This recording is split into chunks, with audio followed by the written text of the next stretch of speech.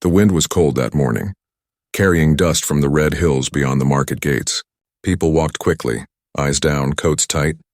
Not wanting trouble, shops lined both sides of the street, metal doors, blinking lights, broken signs. But one shop stood out, clean and warm-looking, with bright toys in the window. And in the center of that window sat a doll. She had golden hair, soft glowing skin, and eyes that seemed too real. Her little mouth was curved in a smile as if she was waiting. She wore a blue dress with tiny silver stars. And if you looked closely, it felt like she was watching you across the street. A tired alien woman stood with her daughter. The woman's name was Riva, and her coat had patches on the sleeves. Her eyes were purple, like most from her planet, but today they looked heavy. Her daughter, Lena, was small, maybe 5 or 6, with pale pink skin and bright, curious eyes. She held her mother's hand tightly and looked at the doll through the glass. "Mama," Lena whispered, "she's beautiful." Riva gave a weak smile and nodded. "Yes, she is," she said, "but we can't afford her." "Sweetheart." The little girl pressed her face to the glass, her breath fogging it. "She looks like she's smiling at me," Lena said. "Like she wants to come home with us." Riva didn't speak. She looked at her daughter and then at the doll. Her chest hurt, not from illness but from sadness. They had just enough money for food and maybe one blanket. No room for toys, not even small ones, and certainly not a doll like that. Inside the shop, someone was watching them.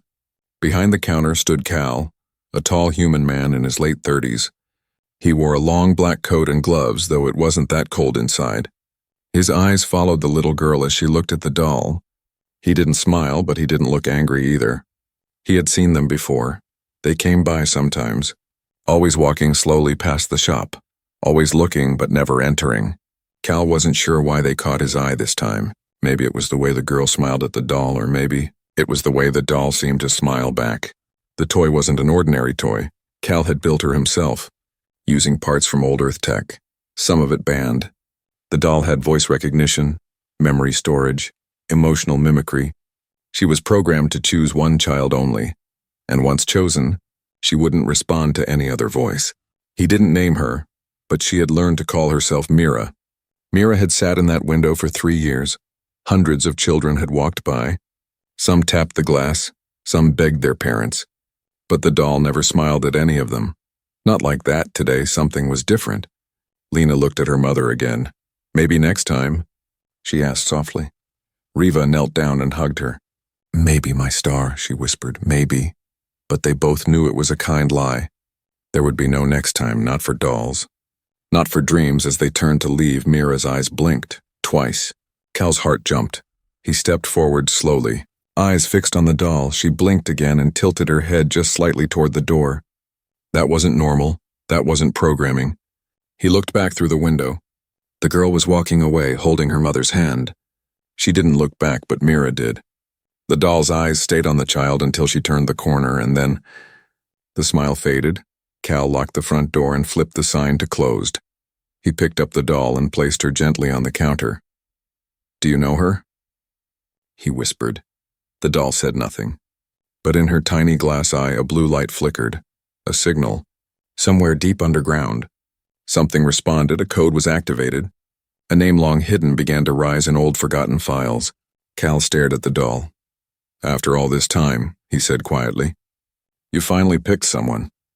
He looked at the empty street where the girl had disappeared. Then back at Mira. "I hope you're right," he whispered, "because this changes everything." And somewhere beyond the clouds, a satellite turned its eye toward the small shop and began to record. The night came early on that side of the city.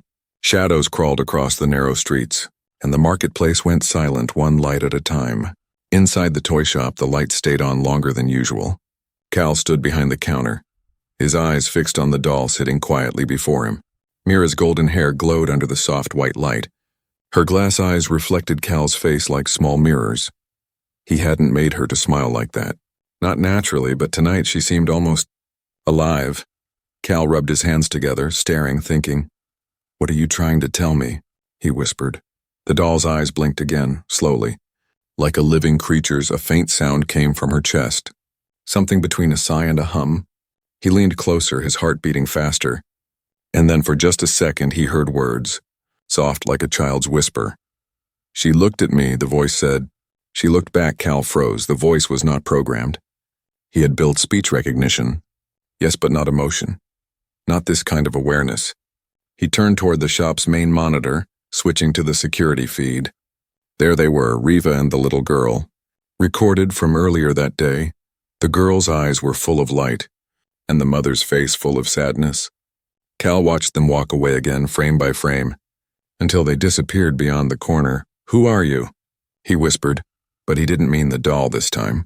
He meant the child. The shop's back room was dark except for a single blue glow from an old data console. He wiped the dust off and connected Mira's link cable to the port. Lines of green code began to flow. Most of it was familiar, but one section wasn't. A block of encrypted data with a date that made his blood run cold. It was from 7 years ago, the same year the war ended. The file name read, Project Echo, Hybrid Directive.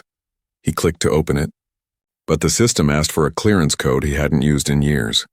Old instincts returned. His fingers moved fast, entering an override.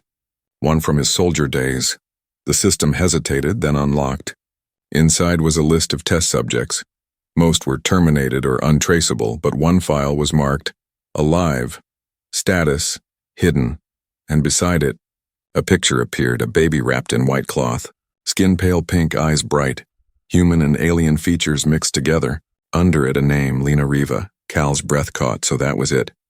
She wasn't just some child, she was the last hybrid. A living connection between two races who once wanted each other dead. He leaned back, running a hand through his hair. He remembered the missions, the orders, the lies. How humans built peace by erasing proof of what they had done.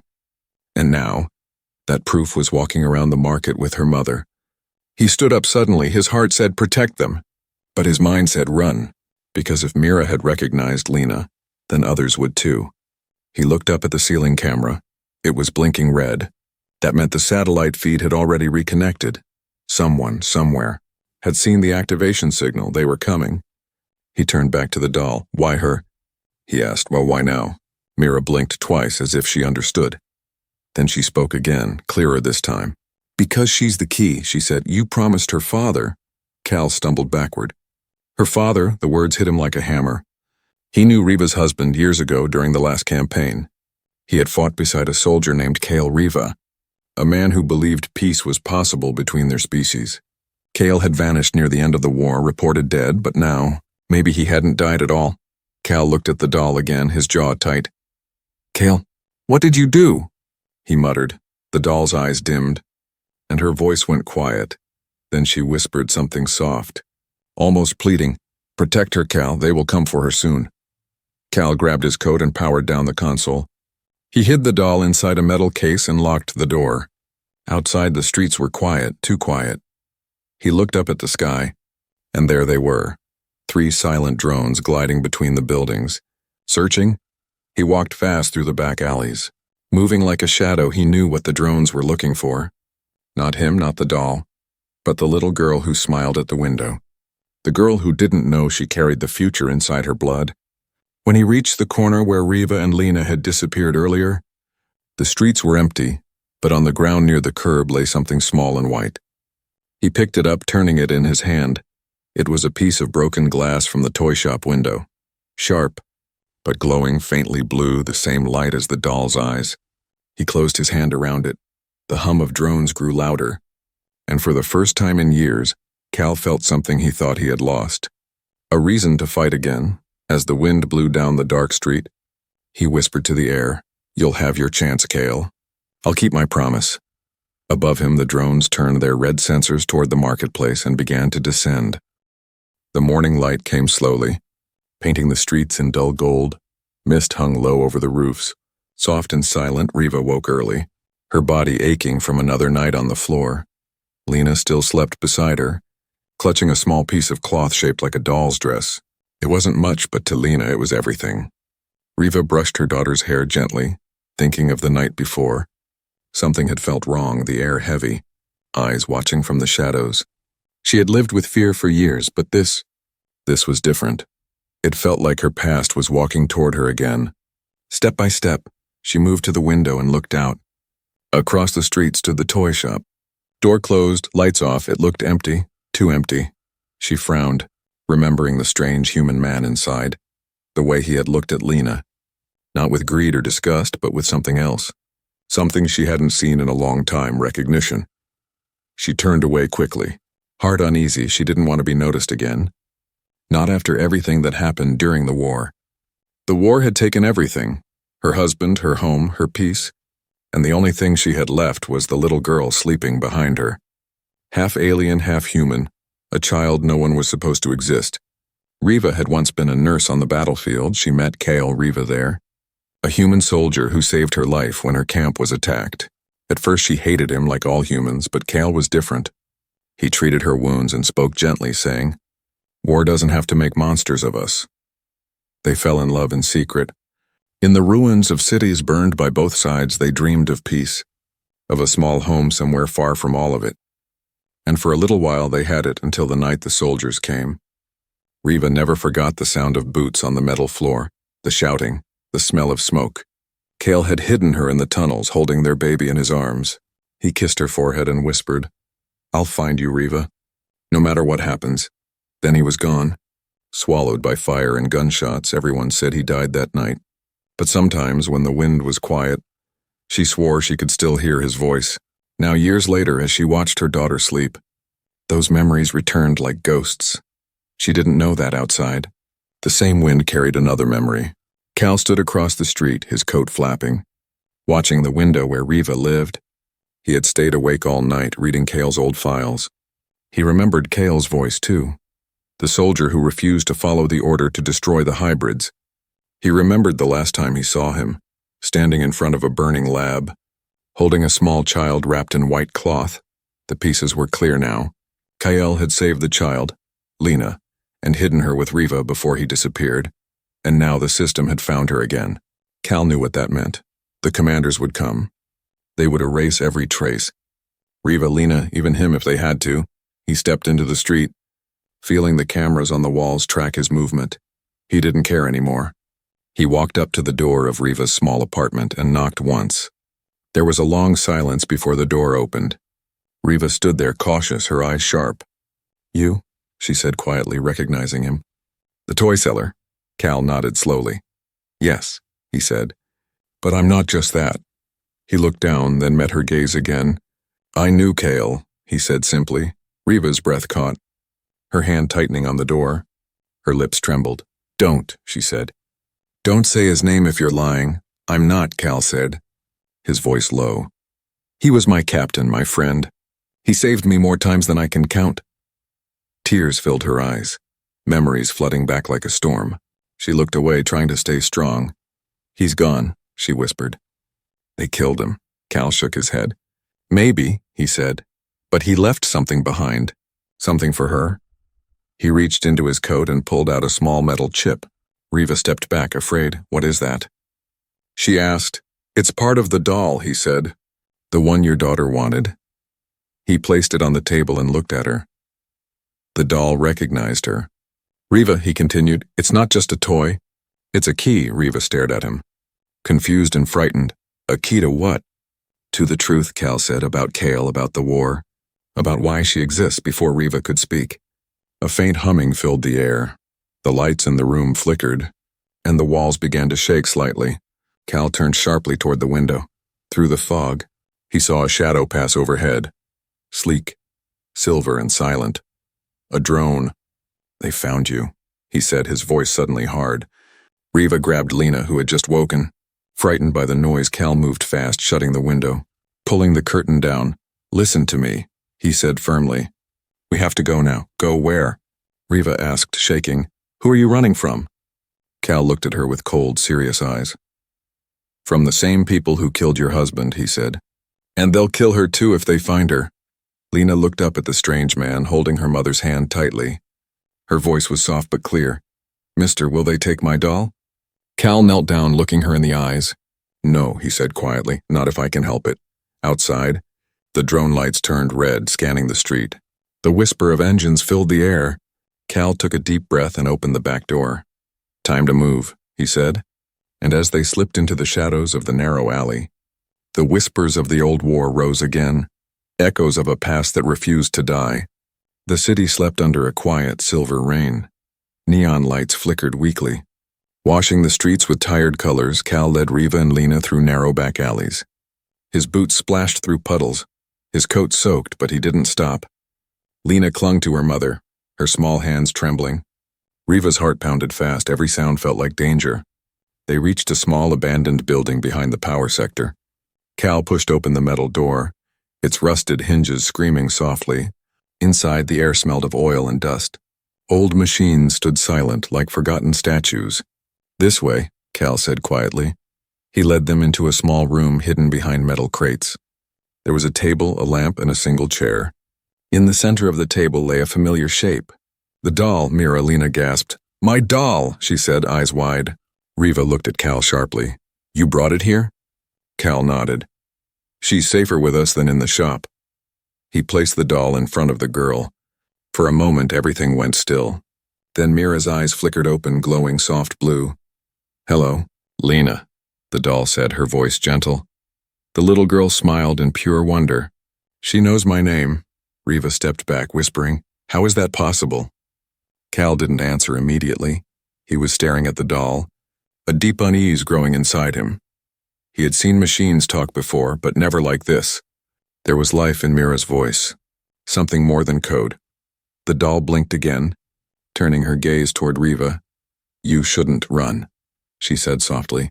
"They'll find you soon," Riva froze. "Who will?" "The ones who made me," Mira replied. "The ones who made her." Cal moved closer. Placing his hand beside the doll, "Mira," he said, "tell me what you know." The doll looked at him, her voice lower now. "I was made to protect the hybrid child," she said. "Kyle's daughter." Riva's breath caught. "Kyle," she whispered, her voice breaking. The doll continued. "Kyle placed his memories inside me before he died, but I was incomplete until I saw her." Cal stared in shock. Kale's memories, inside the doll. That meant Kale was still alive in some way. He reached out and touched the side of the doll's face. A sudden flash of light filled the room. The machines hummed to life for the first time in years. Lines of golden symbols appeared in the air above the doll. Floating data, old human code mixed with alien patterns. Riva gasped, shielding Lena from the brightness. The doll's voice echoed softly. "He wanted her to have this," she said. "The message for both worlds." Cal stepped closer, his eyes scanning the glowing code. It wasn't just data, it was a blueprint. A system design unlike anything he'd ever seen. It showed fusion, not war. Technology that could unite both species, share energy, heal the rift. The kind of knowledge the government would kill to keep buried. "What is this?" Riva asked, her voice trembling. "It's a bridge," Cal said quietly. "Between our people?" Mira's voice softened. "He called it Project Dawn." Cal turned to her. "Project Dawn was destroyed years ago." "Not destroyed," Mira said. "Hidden, waiting for her to awaken it." She turned her head toward Lena, whose small eyes were wide with innocent confusion. "Me?" the girl whispered. "What can I do?" Mira smiled gently. "You were born from both sides," she said. "You can activate what no one else can." Cal looked at Riva, his voice low. "If this is true, your daughter carries something far more powerful than they know." Riva shook her head, frightened. "She's just a child," she said. "She doesn't even understand any of this." Mira's glow dimmed slightly. "They will make her understand," she said. "Even if it breaks her." Before Cal could respond, a sudden crash echoed outside. The sound of metal boots against wet pavement. Riva grabbed Lena, eyes wide with terror. Cal moved quickly to the window and peeked through the cracked glass. 3 soldiers in black armor were scanning the street. One of them carried a tracking beacon, the same red light that had followed them since last night. "They're here," Cal whispered. "They found the signal." Mira's eyes glowed bright. "Give me to her," she said urgently. Cal hesitated. "Why?" "If she holds me, I can protect her," the doll replied, her voice steady. Riva looked terrified but desperate. "Do it," she said. "If it saves her?" Cal handed the doll to Lena. As soon as her small hands touched it, Mira's glow spread across the room like sunlight. The machines around them vibrated, power surging through the old building. Outside, the soldiers' scanners went wild, their helmets filled with static and blinding light. The leader shouted orders. "Shut it down!" "Shut it." A wave of blue light burst from the building. Windows shattered, Alarms blared across the district, but inside everything went strangely calm. The air shimmered softly, and for a second, time itself seemed to stop. Lena looked around, her eyes glowing faintly like the doll's. "Mama," she whispered, "I can see everything." Riva held her close, shaking. "What's happening?" she cried. Mira's voice came from everywhere now. Calm and strong. "Her link has awakened," she said. "The first key has turned." Cal stared in awe. He could feel the warmth in the air, the pulse of something ancient and alive. Then, as quickly as it began, the light faded. The building went dark again, the machines silent. The soldiers outside were gone, vanished or burned away by the energy. Only smoke drifted through the broken windows. Cal turned to Riva and Lena, both trembling. "It started," he said softly. "The world will notice this." Riva looked down at her daughter, who still held the doll close. Her voice was small but steady. "What happens now?" Cal looked at her, his eyes filled with something between fear and hope. "Now," he said quietly, "everyone will come for her, the humans, the aliens, even the ghosts of the past." He glanced at the doll, whose eyes glowed faintly once more. "And maybe," he added, "the world will finally wake up."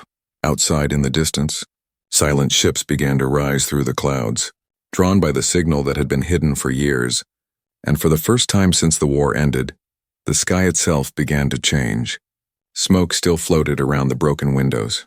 The room was silent now, but the air felt heavy. Lena sat on the floor, holding Mira close to her chest. The doll's glow had faded, but her warmth remained. It felt like holding a small sun. Riva crouched beside her daughter, brushing her hair back. She didn't understand what had just happened, only that something powerful had awakened, and her daughter was at the center of it. Cal moved fast, locking the steel door behind them. He checked the corners, pulled a scanner from his coat, and ran it across the walls. His face darkened. "They're not gone," he said. "That light only slowed them." Riva stood, still shaken. "You saw what it did," she said. "It burned the soldiers." Cal looked at her, eyes hard. "It didn't burn them," he said. "It warned them." Outside, the quiet was over. Engines hummed low. Like growling beasts above the clouds, the ships were coming, and this time, they would not send drones or scouts, they would send hunters. "They'll send a Reaper team," Cal muttered. Loading a small plasma pistol, Riva stared. "A what?" "Kill squads," he said. "No questions, no survivors. They clean up messes like this." He turned to Lena, who was now staring at the wall. "She's not safe anymore, not even on this planet." Mira's eyes opened again, her voice weak but clear. "There's only one place left," she whispered. "The bridge." Cal and Riva both turned toward her. "The bridge?" Riva repeated. "It's real?" Cal asked, frowning. Mira nodded slowly. "Cale built it with the last of his team," she said. "A safe zone between both worlds, untouched by war." She blinked, and a soft projection lit up the wall. An image of a giant tree-like structure stretching into the sky. "It's hidden in the dead zone," Mira continued. "Beyond Sector 9, Cal's eyes narrowed. "That place is a wasteland," he said. "No signal, no air. Nothing grows there." "It was meant to be forgotten," Mira replied. "That's why he hid it there." Riva looked at her daughter again, then at Cal. "She's just a child," she whispered. "How is she supposed to survive this?" Cal looked away, guilt in his voice. "She's not just a child anymore," he said. "She's a beacon." A sudden vibration ran through the floor. Lena looked up, eyes wide. "Something's coming," she whispered. Mira's glow flickered. "They've locked onto her signal," she said. The skies have opened. Above them, the clouds split like curtains. A large black ship floated down slowly, silent as death. Its hull was smooth, shaped like a stingray. No markings, no lights, just cold shadows from its belly. Long black tubes dropped down. They weren't weapons, they were harvesters, meant to pull people out without leaving a trace. Cal grabbed his coat and knelt beside Lena. "Listen to me," he said. "We're leaving now." He looked at Riva, who nodded silently. They knew there was no more time for fear, only action. They rushed down the hidden tunnel behind the wall. Cal had found it years ago, an old sewer system from before the war. It led out of the city and into the scrapyard ruins that marked the edge of Sector 9. As they moved through the darkness, Mira continued to guide them. "I was made to protect her," she said, "but I cannot do it alone anymore." What do you mean?" Cal asked, panting as he helped Lena over broken pipes. There is another, Mira replied. Another guardian. Riva paused. Who? Mira's voice slowed. One of Cale's team, she said. He stayed behind to guard the bridge. Cal blinked. I thought they were all dead. Not all, Mira said. He waits for her. Suddenly the tunnel shook violently. A loud crack echoed behind them, metal tearing. They found the entrance, Cal shouted. Move! Lena was breathing fast, but she kept running. Riva held her hand tight, not letting go. I won't lose you, she whispered again and again. The tunnel opened into a wide chamber full of broken steel and broken dreams. Cal smashed a control panel on the far wall, and a large gate began to rise. Bright light poured in. They were outside again. Under a pale sky filled with black ships, Lena stopped at the edge of the gate. She looked up at the sky. Mama, she said softly, they don't like me, do they? Riva knelt and held her face. They fear you, she said gently, because you can change things. Mira's voice came once more. She must get to the bridge before the third moon rises, she said. Why? Cal asked. Because that's when the old network opens, Mira answered. And after that, it closes forever. They ran into the ruins, deeper and deeper. Behind them, black ships rained down pods full of hunters, men and machines bred only for silence and death. But the child with the glowing eyes ran ahead, and behind her, a doll lit with ancient light whispered one final word. Hurry! The ruins stretched far like a forgotten graveyard. Dead buildings leaned against each other like tired giants. Ash floated in the air, soft and slow. There was no sound except for the quiet footsteps of a little girl, her mother, and the human soldier behind them. Lena held Mira tightly, her fingers wrapped around the doll's soft dress. She didn't speak much since they escaped the tunnel, but her eyes glowed faintly, still touched by the energy she had released. Riva kept looking over her shoulder, her heart jumping at every sound. Cal walked behind them, his pistol drawn. Scanning the shadows, we're close, Mira said softly, her voice vibrating from the doll's chest. Close to what? Riva asked, her voice tired. The entrance to the bridge, Mira replied. But you must understand something first. They stopped inside the shell of an old train station. Shattered windows, rusted rails, and moss-covered benches surrounded them. Mira's eyes glowed bright, and a soft light came from her chest. From it, a small silver key slid out, no bigger than a tooth. Cal stepped forward and gently took it. What's this? He asked. A memory, Mira said. From Cale. Cal found an old terminal nearby. Still half buried in rubble, he cleared the dust and inserted the key. The screen blinked and hissed to life. For a moment nothing happened, then Kyle's face appeared. Riva gasped and stepped closer. Her hand covered her mouth, tears filling her eyes. Cale, she whispered. The image was rough and flickering, but his voice was strong. If you're seeing this, then our daughter survived, he said. Good. That means I didn't die for nothing. Lena moved closer. Staring at the screen, Cale smiled gently. Hello. Little star, he said. I'm your father. And I loved you before you ever opened your eyes. Riva began to cry silently. Cal looked down, his jaw tight, remembering the man who saved him. The message continued. There's something inside you. Lena, Cale said, not just blood, but balance. You are the bridge between two broken worlds.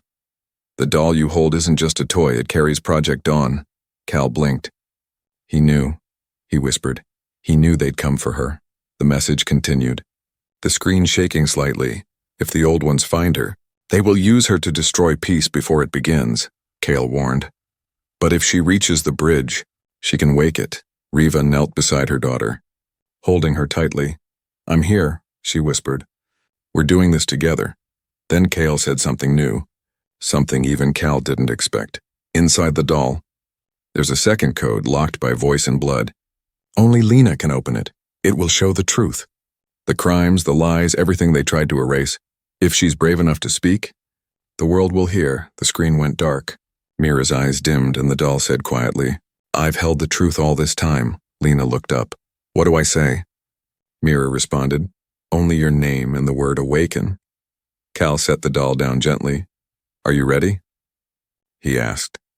Lena nodded, her small face serious and still. She stepped forward and placed her hand on the doll's heart. She took a deep breath and said clearly, I'm Lena Riva. Awaken, a sudden pulse shook the ground. A circle of light burst from beneath the floor, symbols rising into the air. The doll glowed bright, and from her chest, a beam of light shot upward, piercing the roof and sky above. The clouds split, and high above the ruined station, satellites blinked to life. Data poured through space like a flood. Messages, images, recordings, names of the missing, voices of the dead, war crimes from both sides, everything that had been buried now rising like fire. Back inside the station, Lena swayed, the light surrounding her like a blanket. Riva held her shoulders, afraid. "Is she okay?" she asked. Cal stared at the data flooding the air. "She's more than okay," he said. "She's changing history." Mira spoke again, her voice calm. "The truth has been released," she said, "but now they will come faster, from the sky above." Ships began to move, not just hunters, but leaders. Commanders, kings of war. Each one had seen the broadcast. Each one now knew the truth, back at a hidden war room on Earth. An old general slammed his fist on a table. "She was supposed to be dead," he growled. She was supposed to be forgotten. But Lena was alive, the daughter of two enemies. The voice of a silent generation, and the doll in her hands was no longer just a gift, it was a key to a future no one could control. Cal looked at the girl. "Are you scared?" he asked softly. Lena nodded a little. "Yes." "Good," he replied. "That means you're ready." Riva pulled her daughter close and whispered, "No matter what happens next, we'll face it together." Above them, the signal spread like wildfire, and the world held its breath, waiting for what came next. The sky was no longer quiet above the ruins. Dark ships circled like hungry birds, but this time they weren't alone. From across the stars, signals responded to Lena's message, some angry, some afraid, and some full of hope. Inside the valley beyond the dead zone, the air shimmered with energy. The trees there had long turned to stone, their roots glowing faintly with buried tech. And in the middle of it all stood a tall, glowing tower, the bridge. It wasn't made of steel or stone. It was made of memory and light and promises long broken. Cal guided Riva and Lena to the edge of the platform. "We made it," he said, looking up. The tower opened as they approached, petals of crystal folding away. Mira glowed softly in Lena's arms. "This is where it ends," the doll whispered, "or begins again." Inside the tower, the floor pulsed under their feet. The walls were filled with floating symbols, data flowing like rivers. In the center, a single glowing seat waited. Shaped perfectly for a child, Lena looked at it, then at her mother. Unsure, Riva knelt down, cupping her daughter's face. "You're stronger than I ever was," she said. "Whatever happens, I'm here." Lena stepped forward and sat in the chair. Immediately, her body was surrounded by soft blue light. Mira floated up from her hands and hovered before her. "You carry the blood of two worlds," Mira said. And now both are listening. Far away on both human and alien warships, giant screens lit up.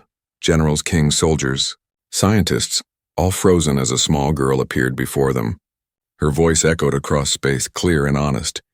"My name is Lena Riva," she said. "I am not just human. I am not just alien. I am both. You fought to erase each other, but I exist anyway. You tried to bury truth, but now truth is awake on a ship high above." A human commander clenched his fists. "Shut it down!" he shouted, but nothing responded. Beside him, an alien war leader simply stared at the screen, his eyes wet with something like sorrow. "I don't want war," Lena continued. "I want dolls and food, and stories at night. I want no one to be afraid of who they are." "You can keep fighting," she said, "or you can choose peace. Pick any future you like." Cal's throat tightened as he listened.